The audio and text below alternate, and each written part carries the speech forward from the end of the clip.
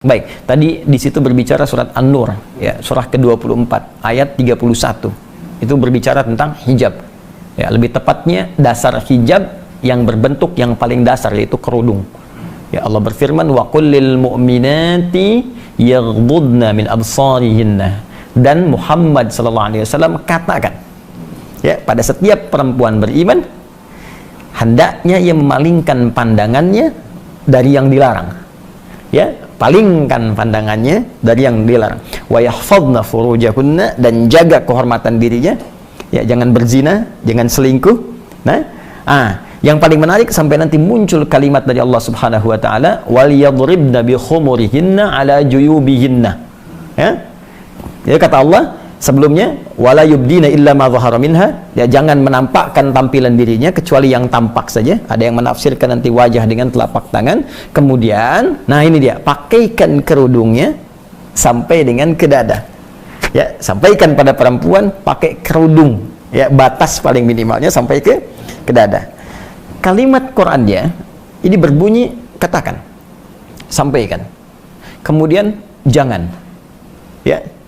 Kemudian perintahkan untuk melakukan. Jadi bahasa Qur'annya lihat kalimatnya, qul, katakan. Ya. Kemudian hendaklah. Nah, ini ketika ada satu kalimat dari atas, ya, kepada yang bawah, tingkat yang tinggi kepada yang rendah, ya, dari Allah Subhanahu wa taala tingkat paling tinggi kepada nabi utusannya, maka dalam bahasa Arab disebut amr, sifatnya perintah. Baik, karena kalimatnya sifatnya perintah, walaupun tidak mengandung kata langsung wajib di situ, maka dikembalikan kepada dasar fikih. Dasar fikih itu produk pembentuk hukum. Ya, jadi kalau Al-Qur'an sumber hukum, kalau menjadi sebuah ketentuan hukum namanya fikih. Fikih punya dasar namanya qawaid fikih. Ya, pokoknya disebut usul fikih. Bismillahirrahmanirrahim. Assalamualaikum warahmatullahi wabarakatuh. Sebelum kita sampai ke suratnya, itu tepatnya nanti di Quran surah ke-24 An-Nur ayat 31 dengan Al-Ahzab surah ke-33 ayat 59. Ya. Sebelum sampai kedua surah dan dua ayat itu, saya ingin berikan penjelasan dulu, ya. Terjemah itu adalah tampilan, ya, makna tekstual. Ya, tampilan makna tekstual dari sumber kalimat, ya, tertentu yang ingin disampaikan kepada kita, keumuman makna tekstualnya. Karena sifatnya tekstual, maka setiap katanya akan diterjemahkan per kalimat tanpa mengandung unsur-unsur hukum yang terdapat di dalamnya. Nah, jadi kalau terjemah itu secara umumnya belum mencakup tuh cakupan hukum, dia hanya menerjemahkan tekstual saja. Di contoh begini, kalau di Quran ada qul, maka diterjemahkan dengan katakan. Nah, dia nggak akan berbicara apakah sifat katakan ini hukumnya wajib atau sunnah atau boleh saja. Yang penting ada qul, terjemahkan katakan. Ya, kutiba, terjemahkan diwajibkan. Ya, misalnya di setiap kalimat akan diterjemahkan sesuai dengan katanya saja. Dan terkadang begini, terkadang bahkan terjemah itu tidak bisa masuk pada makna yang dalam, yang membedakan dua kata yang mirip, ya, padahal konteksnya bisa berbeda. Ya, diterjemahkannya sama. Contoh begini, apa artinya insan? Manusia. Insan, manusia. Apa artinya ins? Ya, ma'syaral jinni wal ins. Manusia juga. Apa artinya nas? Qul a'udzu birabbin nas. Manusia juga. Bayangkan, ins manusia, insan manusia, nas manusia. Kalau ketiganya terjemahannya sama-sama manusia, kenapa diungkapkan dengan kata yang berbeda? Ya. Baik, wahyu pertama turun apa? Iqra, artinya apa? Bacalah. Nanti Anda buka Quran surah ke-29 ayat 45. Di situ tulisannya utslu ma uhya ilaika minal kitab. Ketika dibuka terjemahan, maknanya sama, bacalah. Yang satu bacalah, yang satu bacalah. Padahal dua katanya diungkapkan oleh Al-Qur'an dengan kata yang berbeda. Satu iqra, kedua utslu. Nah, karena itu, poin pertama, kita ingin ambil garis besar dulu bahwa terjemah itu tidak membawa hukum fikih. Ya, tapi hanya menampilkan makna tekstual dari rangkaian kata yang diterjemahkan. Ya, jadi hanya menampilkan kata tekstual saja. Kalau kita ingin mengambil hukum dari terjemahan itu, maka kembalikan kepada kalimat asalnya dengan menerapkan kaidah-kaidah hukumnya. Baik, contoh begini misalnya, kita kembalikan ke ayatnya. Baik, tadi di situ berbicara surat An-Nur, ya, surah ke-24 ayat 31. Itu berbicara tentang hijab. Ya, lebih tepatnya dasar hijab yang berbentuk yang paling dasar, yaitu kerudung. Ya, Allah berfirman, wa qul lil mu'minati yaghdudna min absarihinna. Dan Muhammad sallallahu alaihi wasallam katakan, ya, pada setiap perempuan beriman hendaknya ia memalingkan pandangannya dari yang dilarang. Ya, palingkan pandangannya dari yang dilarang. Wa yahfadna furujahunna, dan jaga kehormatan dirinya. Ya, jangan berzina, jangan selingkuh. Yang paling menarik sampai nanti muncul kalimat dari Allah Subhanahu wa taala, wal yadribna bi khumurihinna ala juyubihinna. Ya. Jadi kata Allah sebelumnya, wala yubdina illa ma dhahara minha, ya, jangan menampakkan tampilan dirinya kecuali yang tampak saja. Ada yang menafsirkan nanti wajah dengan telapak tangan. Kemudian, nah ini dia, pakaikan kerudungnya sampai dengan ke dada. Ya, sampaikan pada perempuan pakai kerudung. Ya, batas paling minimalnya sampai ke dada. Kalimat Qur'annya ini berbunyi katakan, sampaikan, kemudian jangan, ya, kemudian perintahkan untuk melakukan. Jadi bahasa Qur'annya itu kalimatnya kul, katakan, ya, kemudian hendaklah. Nah, ini ketika ada satu kalimat dari atas, ya, kepada yang bawah, tingkat yang tinggi kepada yang rendah, ya, dari Allah Subhanahu wa taala tingkat paling tinggi kepada nabi utusannya, maka dalam bahasa Arab disebut amar, sifatnya perintah. So gini, saya pimpinan di perusahaan nih, ya, Anda karyawan, saya katakan begini misalnya, tolong ke bawah, ya, baik, ambil teh di bawah, baik, maka sifatnya apa? Perintah kan? Tapi kan saya nggak katakan wajib, tidak kan? Saya katakan perintah, tolong ke bawah ambil teh. Nah, ini Allah menyampaikan kepada Nabi, katakan pada semua perempuan-perempuan, palingkan wajahnya dari yang dilarang, jaga kehormatan dirinya, jangan berzina, jangan tampakkan bagian tubuhnya kecuali yang biasa nampak saja. Baik, ada yang mengatakan wajah dan telapak tangan, lalu pakai kerudung sampai ke dada. Baik, karena kalimatnya sifatnya perintah, walaupun tidak mengandung kata langsung wajib di situ, maka dikembalikan kepada dasar fikih. Dasar fikih itu produk pembentuk hukum. Ya, jadi kalau Al-Quran sumber hukum, kalau menjadi sebuah ketentuan hukum namanya fikih. Fikih punya dasar, namanya qawaid fikih. Ya, pokoknya disebut usul fikih. Bingung ya? Oke, karena itu nggak mudah. Jadi kalau belum paham kaidah, jangan bicara hukum. Nah, ini biarkan ulama, ya. Sama kayak kita nyari obat kan, kita tanya dokter, ya, terus dibikin ramuan. Jadi jangan semua orang bisa ngasih obat, ya. Semua ada spesialisasinya. Nah, maka di usul fikih ini ada kaidah berbunyi begini: al aslu fil amri lil wujub hatta yadullad dalilu ala khilafihi.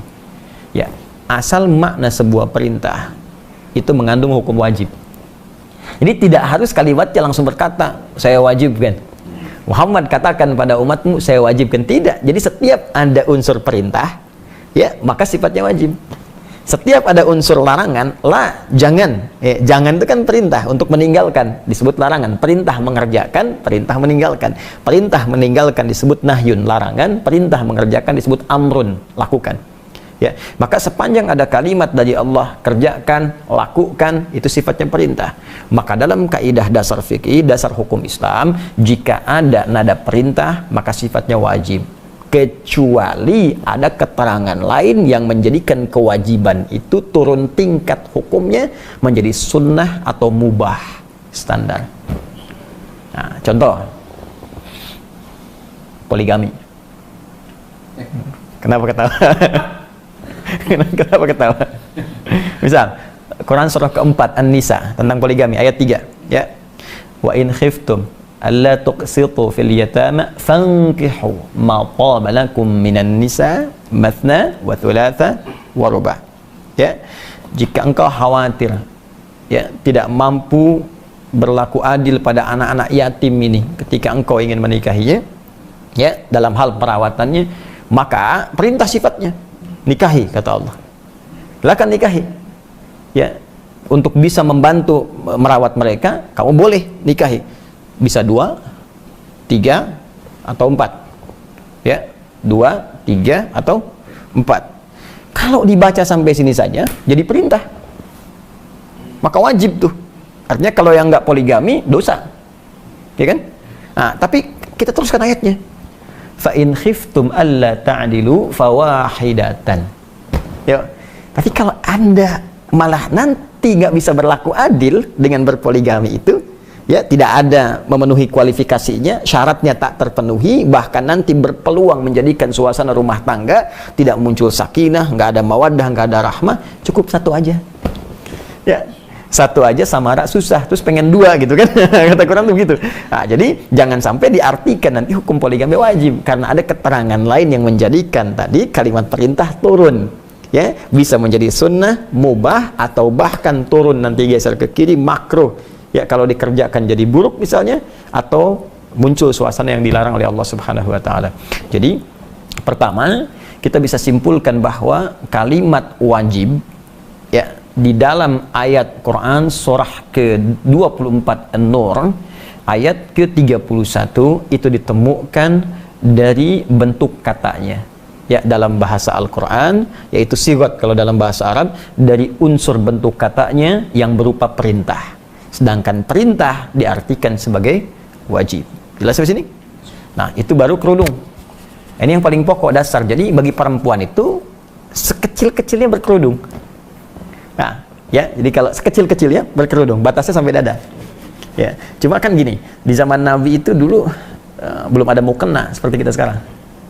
Ya, kain boleh jadi terbatas. Jadi kalau muncul perintah sholat misalnya, ya, atau misalnya ini ketiup angin sedikit bisa terbuka dan sebagainya, kan? Nah, ini karena itu dalam hal tertentu muncul kejadian ada sebagian perempuan malam-malam mau ke toilet diganggu oleh preman-preman di awal masa Islam. Di preman sudah ada dulu, nah, cuman pada taubat. Nah, jadi kalau sekarang masih ada preman, telat gitu ya, telat. Nah, jadi diganggu. Nah, saat diganggu dilaporkan pada Nabi, esoknya turunlah Quran surah ke-33 Al-Ahzab ayat 59. Ya, Allah berfirman, ya ayyuhan nabi qul li azwajika ya wa banatika wa nisa'il mu'minin yudnina 'alaihinna min jalabibihinna. Ya, wahai Nabi SAW, katakan, perintahkan. Nah, qul, katakan, perintahkan.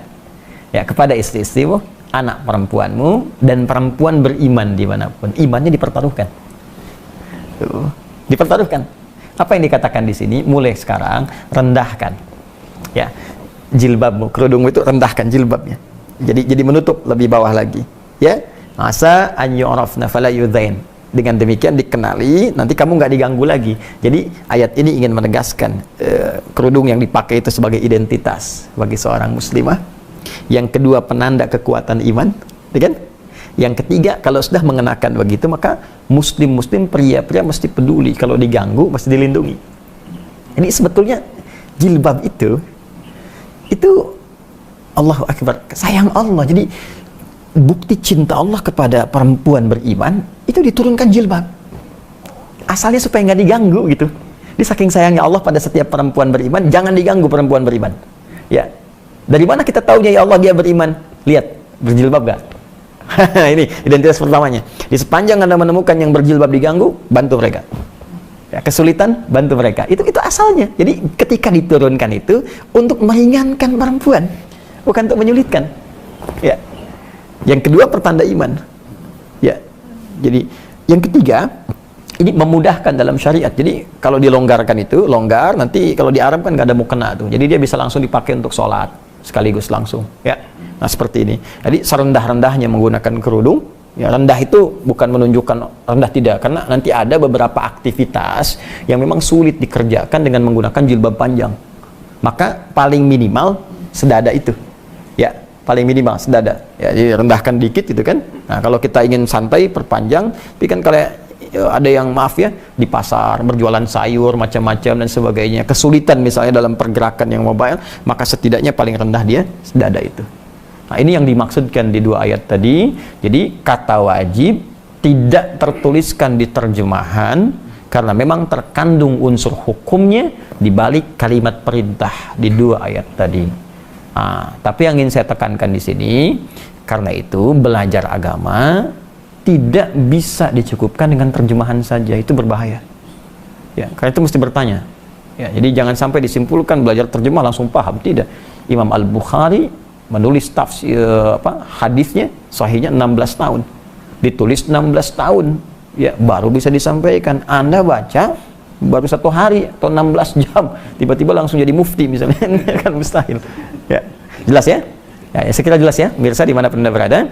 Jadi kesimpulan cepatnya, kata wajib bila pun tak terdapat secara tekstual di terjemahan, bukan berarti hukumnya hilang kewajiban, tapi dilihat dari makna yang terkandung di dalamnya. Jika dia berbentuk perintah, maka menjadi wajib. Jika kewajiban itu diikat dengan syarat-syarat atau kondisi tertentu, maka hukumnya bisa berubah sesuai dengan kadar perintah yang dimaksudkan. Wallahu ta'ala a'lam bissawab.